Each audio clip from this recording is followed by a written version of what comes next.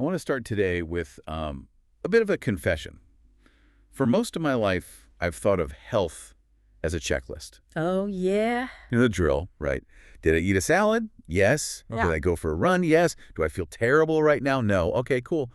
Then I'm healthy. Right. That's the standard operating procedure for, probably 99% of people. It's the whole if it ain't broke, don't fix it model of the human body. Exactly. It's so binary. You're either sick or you're fine. There's no in between.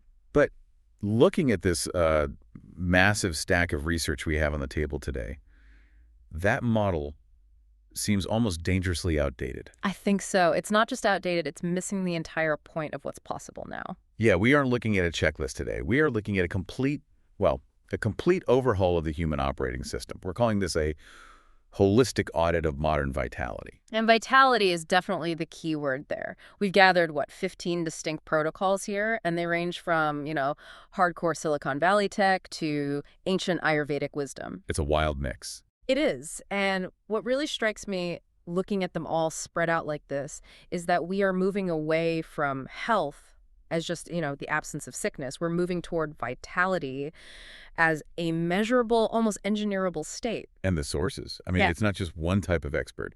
We've got insights from Fidji Simo, the CEO of Instacart, and from Olympic gold medalists like Michael Phelps and Lindsey Vonn. Right, and then you have stem cell scientists right next to, fascia experts and nurses on the front lines. It feels like we're trying to merge a biotech lab with an ashram. Which is often where the most interesting stuff happens, right? Uh-huh. In that friction. So we're going to cover high-tech diagnostics. Literally using AI to save your own life.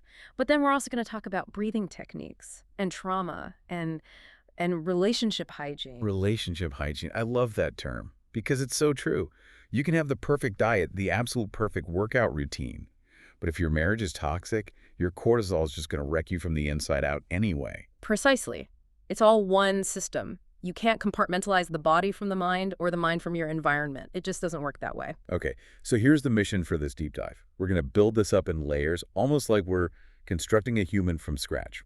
We'll start with diagnostics. So how to actually see what's going on inside the machine. Mm-hmm. See the invisible. Then we'll move to structure building, the vessel, muscles, fascia, the works.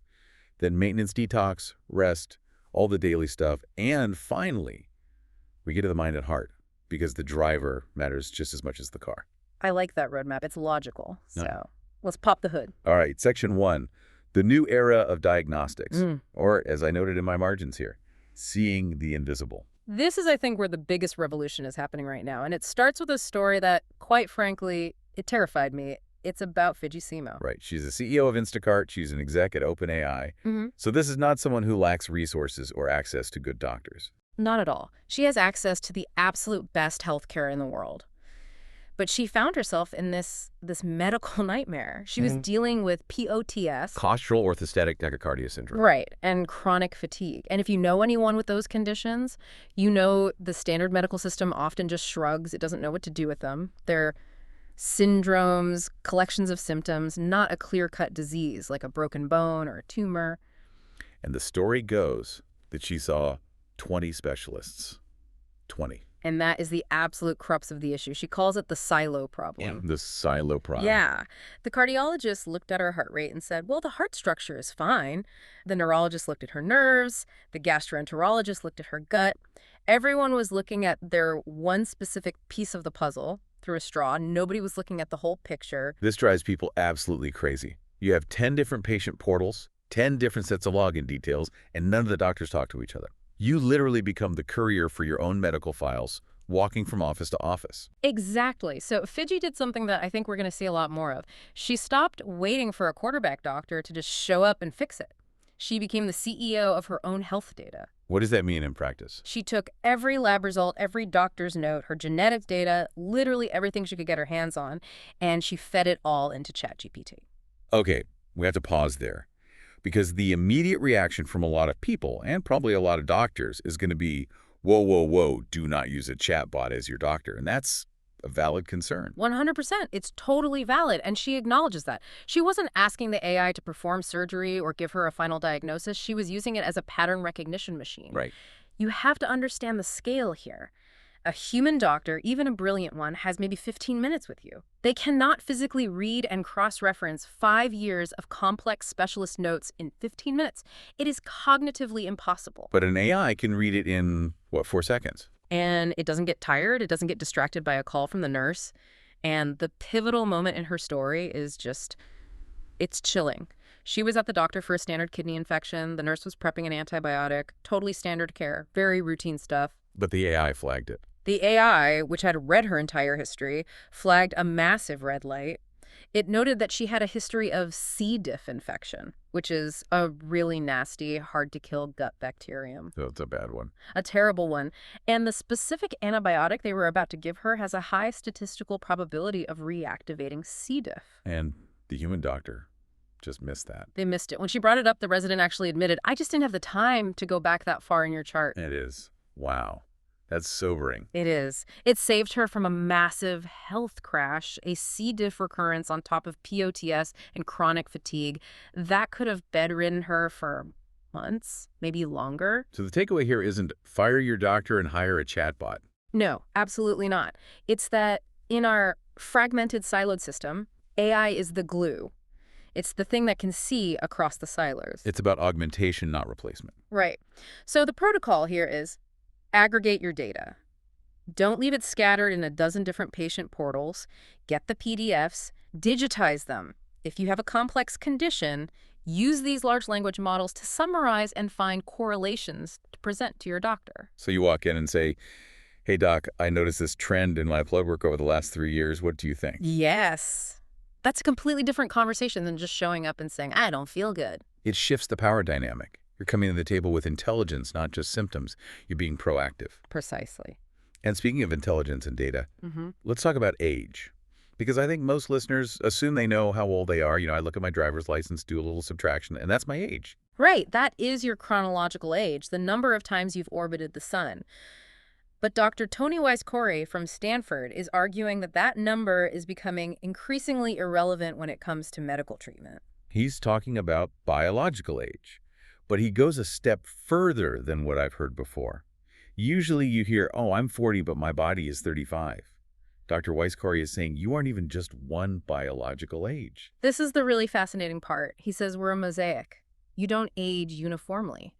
You can have a 30-year-old heart, a 45-year-old brain, and a 60-year-old liver, all inside the same body. How? How is that possible? And how do they measure that? Is this just based on how much I drink on the weekends? Well, that definitely contributes to the liver part, but the measurement is much more sophisticated. They use something called proteomic clocks. Proteomics. Okay, break that down for us. We know genomics is DNA, the blueprint. That's the perfect way to think of it. DNA is the blueprint. It's the architectural drawing of the building. It doesn't change much, right? Yep. We have the same DNA when you're 5 and when you're 90. But proteins. Proteins are the contractors, the plumbers, the drywallers. They are the things doing the actual work in the cell day in and day out. And as organs function or malfunction, they shed specific proteins into the blood. So the blood is like a crime scene. It has all the evidence of what's been happening in the different organs. That's a great analogy. It's a river of information. And Dr. Weiss-Corey's team at Stanford analyzed these protein trails in 50,000 people. They found specific signatures, specific protein patterns that correlate to the aging velocity of specific organs. Aging velocity, that sounds like a sci-fi term, but it makes sense. It's not just how old it is, but how fast it's aging. Exactly. And the predictive power they found is just staggering. This is the stat that made me sit up straight in my chair. They found that if your blood test shows a young brain proteomic signature, meaning your brain was shedding proteins that look like a younger person's, you have a 20-fold lower risk of Alzheimer's. Wait, 20-fold? That's not 20%, that's 2,000%. It's massive. It's almost a different species of risk profile. And on top of that, an 80% lower all-cause mortality rate over the next 16 years. Okay, so this is huge, but let's make it practical. I take this test, and it comes back and says, my liver is aging rapidly. It's behaving like a 65-year-old's liver, and I'm only 40. What do I do? Is it just, thanks for the bad news, see you later?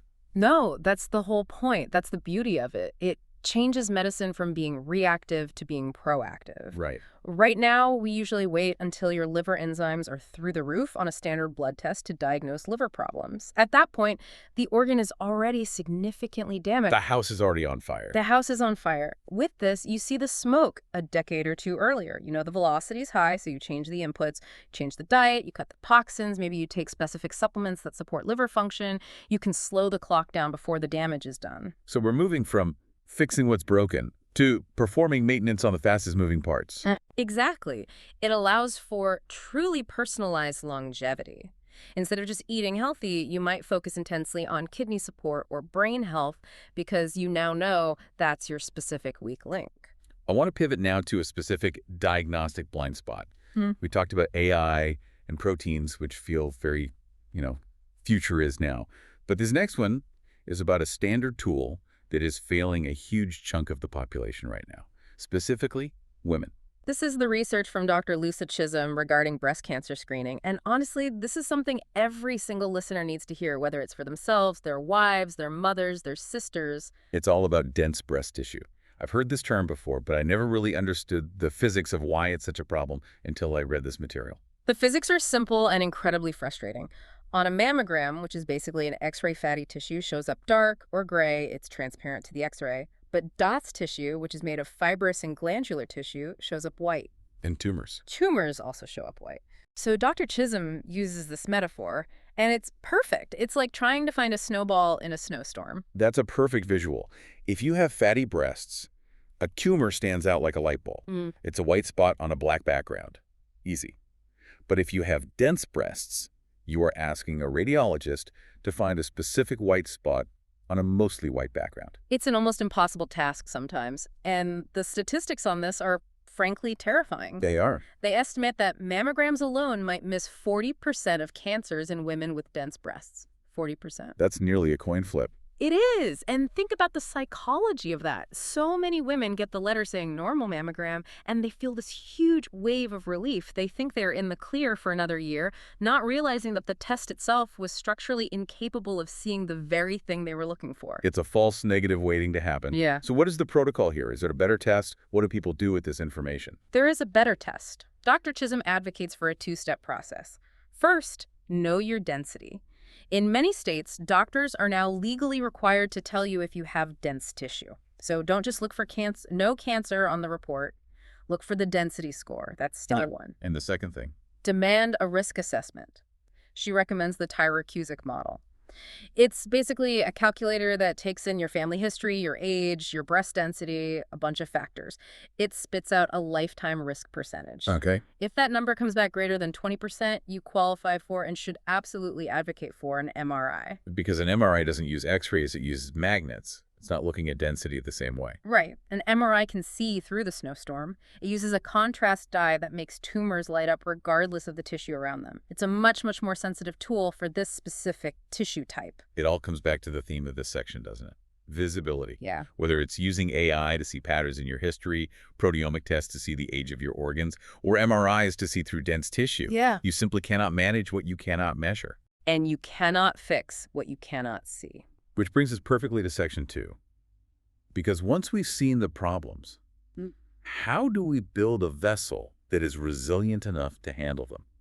We're calling this section Architecture and Cellular Renewal. Building the vessel. I like that. Let's do it. Okay, and if we're building a vessel, we have to start with the foundation, the frame, and that is muscle.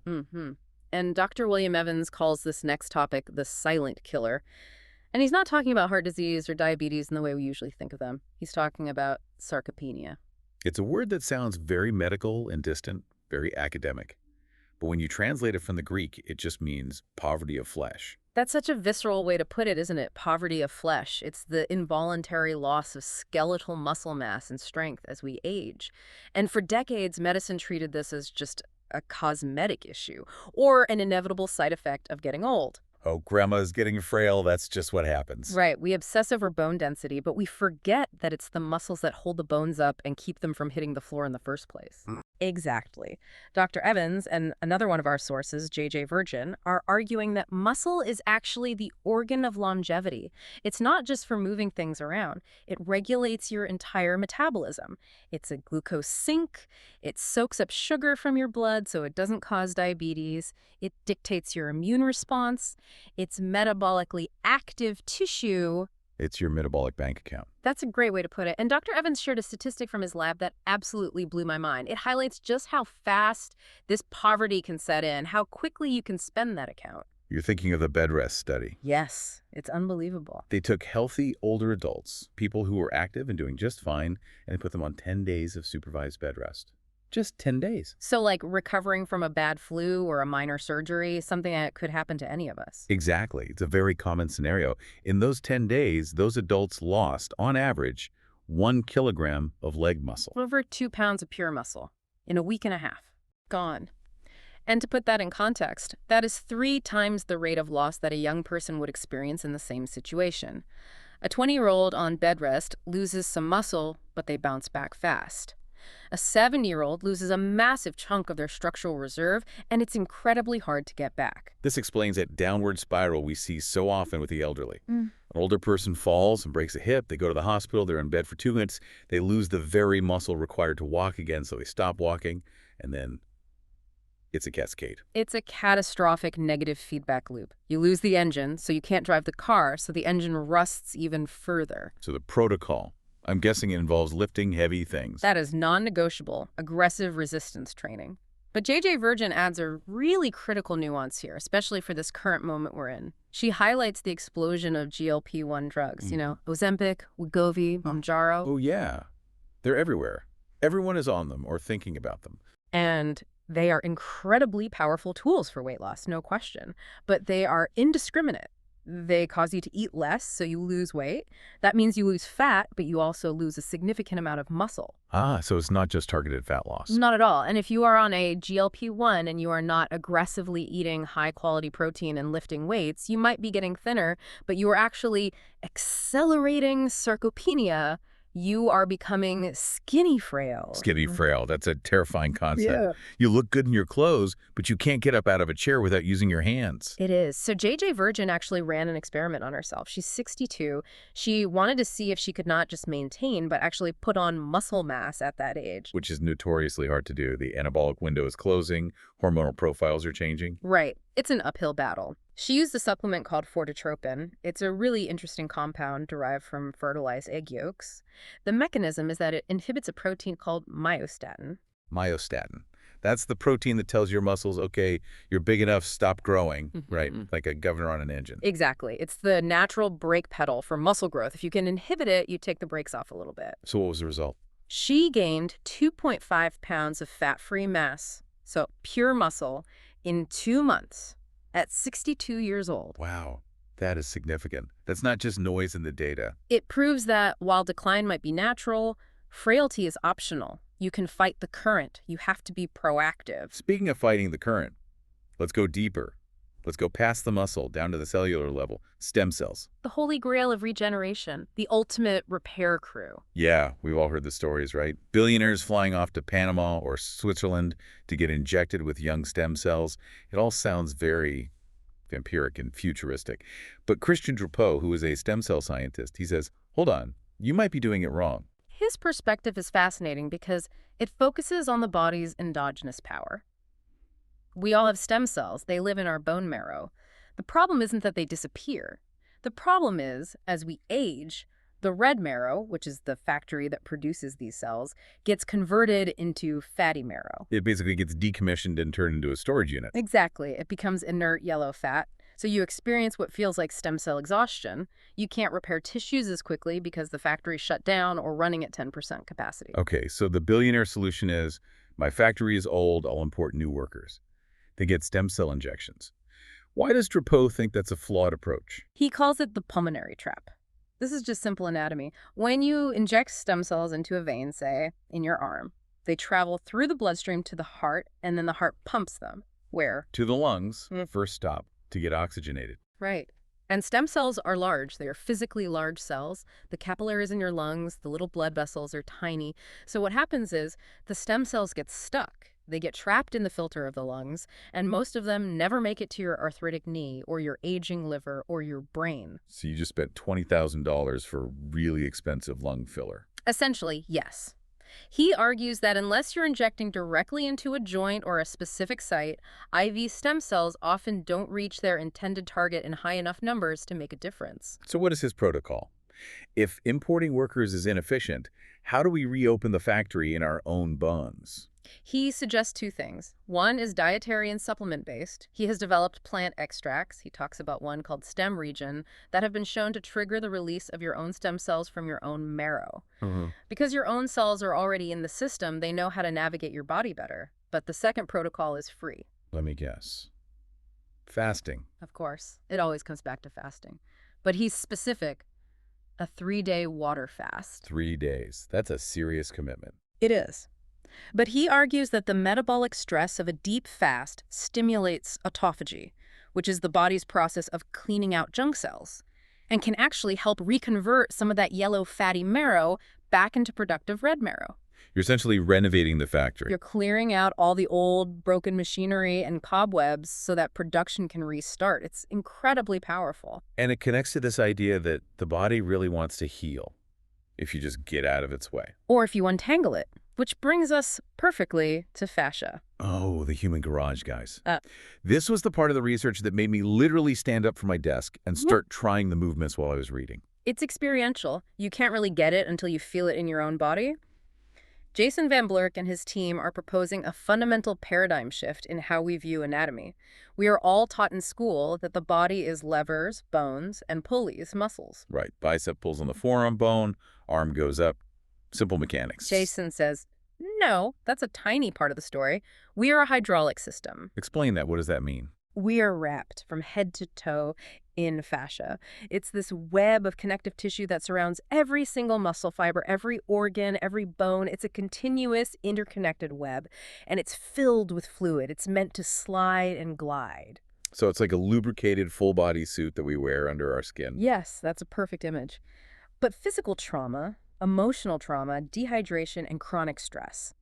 They dry it out, the fascia gets sticky, it creates adhesions, the suit starts to snag and stick to itself. And because it's a continuous web, Yeah. a snag in one part of the suit affects the whole thing. Exactly. If you pull a thread on the bottom of a sweater, the collar gets tight. They found that chronic pain in the left foot is often caused by tightness in the right side of the jaw.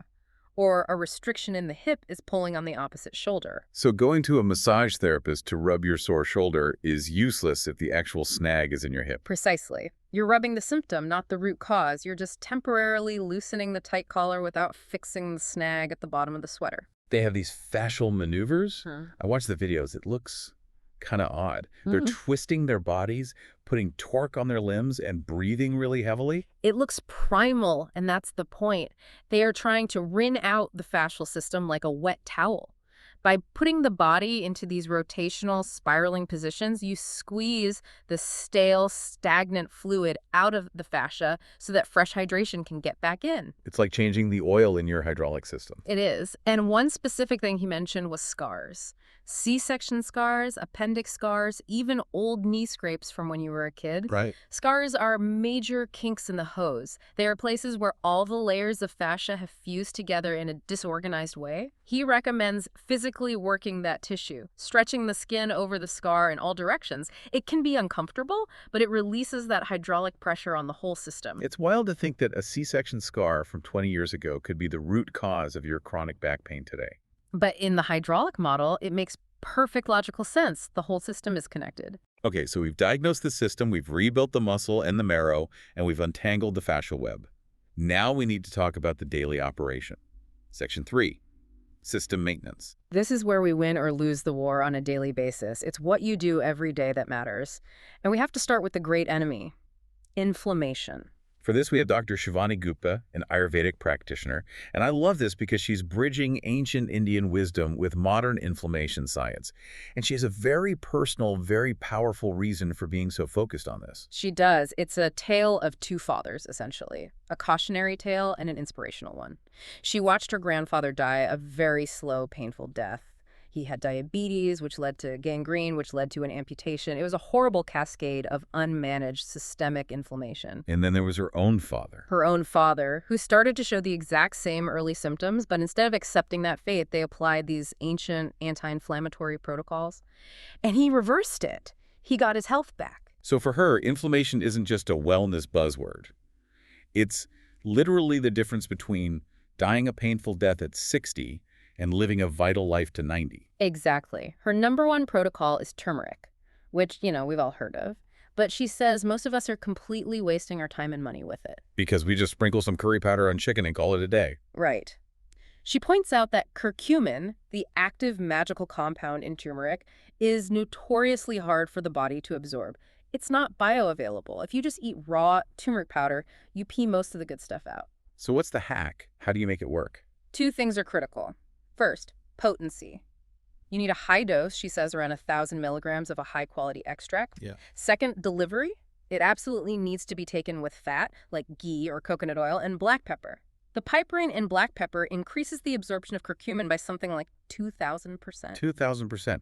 So the black pepper isn't for flavor, it's the catalyst. It's the key that unlocks the door. She also talks about elemental design, which is eating for your dosha or your Ayurvedic body type. Okay, I always get confused here. Vata, Pitta, Kapha. Can you give us the simple version? The simplest way to think of them is as body archetypes. Vata is the air type. These are the thin, creative, anxious, flighty people. They get cold easily, they have dry skin, their minds race. Okay, I know some of those. What do they need? They need grounding, they need warmth. Warm, oily, cooked foods, soups, stews. No cold salads or ice water. Got it. Then Pitta. Pitta is fire. These are the intense, driven, type A people. They're natural leaders, but they run hot. They get heartburn. They can have a short temper. They get red skin or rashes. So don't give them a spicy curry. Exactly. They need cooling foods. Melon, cucumber, mint, cilantro, things to put the fire out. And last, Kapha. Kapha is earth. These are the solid, sturdy, dependable people. They are calm and loving, but they can be sluggish. They gain weight easily. They can suffer from congestion or lethargy. They need stimulation. So for them, the spices are good. Yes. Spices, lighter foods, bitter greens. Things to wake up the metabolism and get things moving. It's really the original personalized nutrition. It recognizes that one diet fits all is a complete myth. From cooling foods to extreme heat. Let's talk about saunas. Our sources here are Dr. Mark Hyman and Dr. Nathan Price. I love this topic because the data is just so clear and irrefutable at this point. For a long time, people thought of saunas as just, a luxury, something for relaxation. Or for sweating out a hangover. Right. But the science shows it is a potent biological stressor in a good way. It's a process called heat shock. Which sounds bad, but it's not. No, it's hormetic stress. It's a healthy stress, just like exercise. When you sit in a 170-degree sauna, your heart rate goes up to 120, maybe 140 beats per minute. Your body thinks you are going for a moderate jog. So you get some of the cardiovascular benefits of exercise while just sitting there. You absolutely do. But the real magic is what happens at the cellular level with heat shock proteins. These are like a cleanup crew that circulates through your body, finding damaged, misfolded proteins and either repairing them or tagging them for removal. And the stats from Finland, where basically everyone has a sauna in their house, are the gold standard for this research. They are. It's called the Kuopio Ischemic Heart Disease Risk Factor Study. It's amazing. They followed over 2,000 men for about 20 years. And what did they find? The men who used the sauna 4 to 7 times a week had a 50% reduction in death from cardiovascular disease. 50%. That's better than most statin drugs. It's incredible. And perhaps even more shockingly, a 60% reduction in the risk of developing Alzheimer's and dementia. Wow. That is the number that really gets me. We have no effective drugs that cure Alzheimer's. But sitting in a hot box a few times a week might prevent it. It increases blood flow to the brain, it reduces inflammation, it clears out cellular debris. It makes perfect sense when you look at the mechanism. But the key is the dose. 4 to 7 times a week. It has to be a lifestyle, not an occasional treat. Okay, we've heated the body cup. Now let's cool it down. Right. way down into a state of deep rest. The next protocol is from Ben Greenfield, and it's for all the people out there who say, I can't nap. I'm one of those people. If I nap, I wake up groggy and my whole day is ruined. Me too. This is NSDR, non-sleep deep rest. It's also known as yoga nidra. Right. I've tried this. And it feels like cheating. Yeah. You lay down for 10 or 20 minutes, you listen to a guided script, you don't actually fall asleep, but you get up feeling like you slept for 3 hours. That's the whole goal. It's designed to simulate a full sleep cycle without you actually losing consciousness. It systematically drops your brain into theta waves. What exactly are theta waves? What's that state? That's the twilight state. You know that feeling when you're just drifting off to sleep and you have those weird, random, dreamlike thoughts, but you can still hear what's going on in the room? Yes, definitely. That's theta. It's a state where the brain is incredibly plastic and receptive. It's where deep learning and creativity happen. And physiologically, what is that doing for your body in the middle of a stressful day? It's a hard reset for the nervous system. It flushes out cortisol. It allows the brain to do some of that memory consolidation and cellular housekeeping that it usually only gets to do during deep sleep at night. Now, Greenfield, being the biohacker that he is, he stacks this with technology. He talks about using a device called the Sensate. I've seen this. It's that little pebble-like device you put on your chest bone, on your sternum. It vibrates at these infrasonic frequencies. And the purpose of that is? It directly stimulates the vagus nerve, which is the main brake pedal for your entire stress system. It basically tells your body, you are safe, you can relax. Or he uses the Roxeva light. Yeah, that's a stroboscopic light. It flashes at your closed eyelids at a specific frequency to kind of force or entrain your brainwaves into that theta state much faster than you could on your own. But the tech is optional. The core principle is accessible to anyone. You can find a dozen free Yoga Nidra scripts on YouTube. The point is to give your engine a break in the middle of the race. Exactly. We're not designed to run at 6,000 RPM all day long. You have to shift into neutral, even if it's just for 10 minutes. Okay, we've covered the physical machine, we've scanned it, we've rebuilt it, and we've maintained it. Now we have to talk about the person in the driver's seat. Section 4, the mental game. This is where we separate the average from the elite. I really believe that. Physical health is the foundation, but mental fortitude is the ceiling. And speaking of elite, our first source here is Michael Phelps, the most decorated Olympian of all time. And his tip for handling pressure is completely counterintuitive. You'd think an Olympian would just visualize winning, standing on the podium, the gold medal, the anthem playing. And I'm sure he does some of that, but his specific protocol for conquering anxiety is to visualize the worst-case scenario. He calls it panic-proofing yourself. Right, because if you only visualize things going perfectly, you are incredibly fragile. Because the moment something goes wrong, and something always goes wrong, your mental script is broken. You panic. There's that famous story from the 2008 Olympics in Beijing that illustrates this perfectly. It was the final of the 200-meter butterfly. This is a race he has trained his entire life for. The gun goes off, Phelps dives in, and immediately disaster strikes. Goggles fill with water. Not a little leak. They fill up completely. He is effectively blind in an Olympic final. Just try to imagine the physiological reaction there. For 99.9% of athletes, that's pure panic. Your heart rate spikes, your breathing gets erratic, your form breaks down. Game over. But Phelps had visualized this exact scenario. He had literally played the tape in his mind dozens of times of his goggles filling with water. He didn't have to think. He knew exactly what to do. He reverted to his training. He started counting his strokes. Counting his strokes. Yeah. He knew from thousands of hours of practice that it took him exactly 19 strokes to get from one wall to the other. So he just counted. So he swam the entire race blind, counting strokes, won the gold medal, and broke a world record in the process. Because he had already lived through the disaster in his mind. The disaster wasn't a surprise.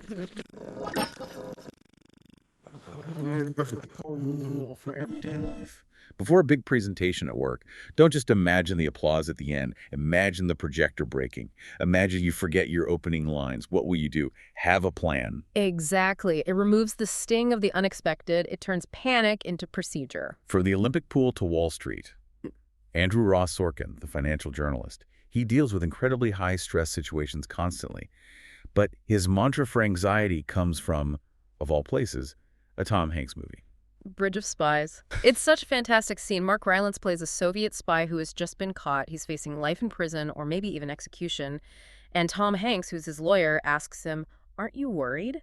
And Rylance just looks at him so calmly and says, "Would it help?" Would it help? It's so simple, it's almost infuriating. But it's profoundly logical. Sorkin actually keeps a sign with that quote on his desk. When he feels himself starting to spiral, what if the market crashes? What if the interview goes terribly? He just looks at the sign. It forces a binary choice. Is this act of worrying serving a productive purpose right now? Is it helping me solve the problem? And if the answer is no, then the worry is just waste. It's just mental friction dragging on the engine. It's a cue to stop. But Sorkin knows that willpower alone isn't always enough. So he combines this mantra with another tactic to reduce his cognitive load: calendar blocking. But not just for meetings and work calls. No, for everything. Sleep, workouts, family dinner, even time to respond to emails. If it's on the calendar, he doesn't have to waste a single ounce of mental energy worrying about when he's going to do it. So the constant anxiety of the to-do list is replaced by the certainty of the schedule. Exactly. You outsource your executive function to the calendar. Your only job is to show up and do what the calendar says to do next. It's incredibly freeing. I love that. Okay, moving to our final mental hack. This one is really cool because it connects the eyes directly to the nervous system.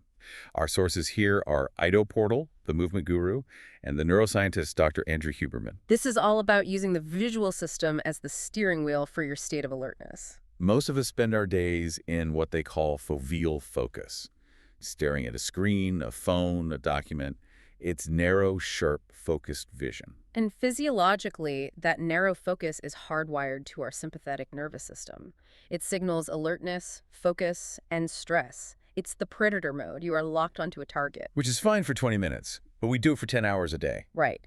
And that creates this low-level background stress that never really shuts off. Huberman even calls it screen apnea, where we hold our breath slightly while we're staring at our screens. So the protocol, the antidote, is to go panoramic. Yes. To soften your gaze, look out a window or just at the room around you and see the periphery. See the walls, the ceiling, the floor, all at the same time without focusing on any single thing. And this instantly kicks in the parasympathetic system, the rest and digest relaxation response. Almost instantly, it signals to the deep primal parts of your brain that you are safe. You are surveying the horizon. You aren't hunting, and you aren't being hunted.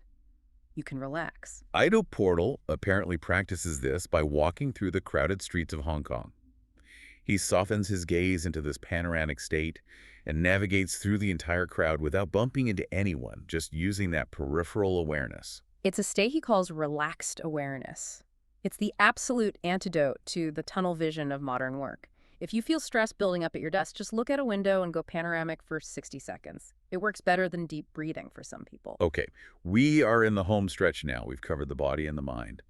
But we have one final crucial layer. Section 5, emotional hygiene and relationships.